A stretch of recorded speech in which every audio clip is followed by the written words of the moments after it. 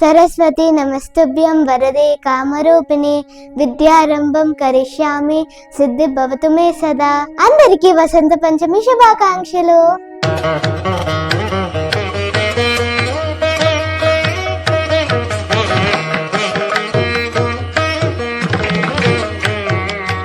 హిందూ పంచాంగం ప్రకారం ప్రతి ఏడాది మాఘమాసంలో శుద్ధ పంచమి నాడు వసంత పంచమిని జరుపుకుంటారు.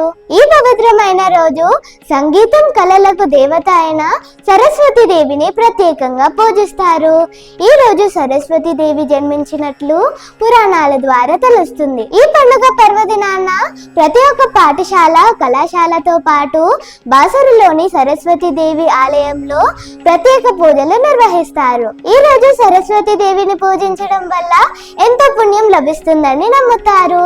ఈ విశేషమైన రోజు పిల్లలకు అక్షరాభ్యాసం కూడా చేయిస్తారు. ఆ చదువుల తల్లిని పూజించడం వల్ల ఇంట్లో సానుకూల శక్తి ప్రవాహం పెరుగుతుందని, మనసులో ఏకాగ్రత ఉంటుందని నమ్ముతారు. ఈ సందర్భంగా వసంత పంచమి పూజా విధానం అలాగే ప్రాముఖ్యత ఏంటో ఈ రోజు మనం తెలుసుకుందాం. వసంత పంచమి రోజున సూర్యోదయం కంటే ముందే లేచి తలస్నానం చేసి శుభ్రమైన పసుపు లేదా తెలుపు రంగు వస్త్రాలను ధరించాలి. శుభ్రమైన నీటితో పూజ స్థలాన్ని లేదా పూజా మందిరాన్ని శుభ్రం చేయాలి. అనంతరం అమ్మవారి ఫోటో లేదా విగ్రహాన్ని ప్రతిష్ఠించి అమ్మవారికి పసుపు రంగులో ఉండే బట్టలను సమర్పించాలి. ఆ తరువాత అమ్మవారికి పసుపు రంగులో ఉండే పువ్వులు, అక్షింతలు, చందనం, ధూపం, దీపం సమర్పించాలి. సరస్వతి దేవికి పసుపు రంగులో ఉండే తీపి పదార్థాలను నైవేద్యంగా ఉంచాలి. పూజా సమయంలో సరస్వతి దేవి వందనం, సరస్వతి మంత్రాలను పఠించాలి. పురాణాల ప్రకారం బ్రహ్మదేవుని నోటి నుంచి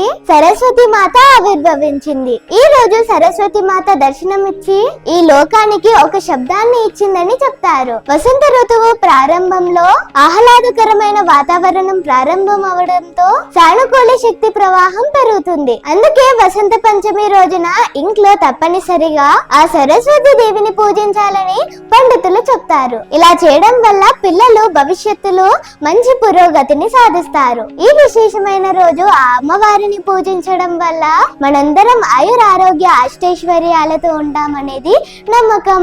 కాబట్టి మీరు కూడా ఈ పూజను తప్పకుండా ఆచరించి తరించండి. అలాగే మన డియర్ శీర్షిక ఛానల్ ని సబ్స్క్రైబ్ చేసుకోవడం మాత్రం మర్చిపోవద్దు. మరొకసారి మీ అందరికీ వసంత పంచమి శుభాకాంక్షలు.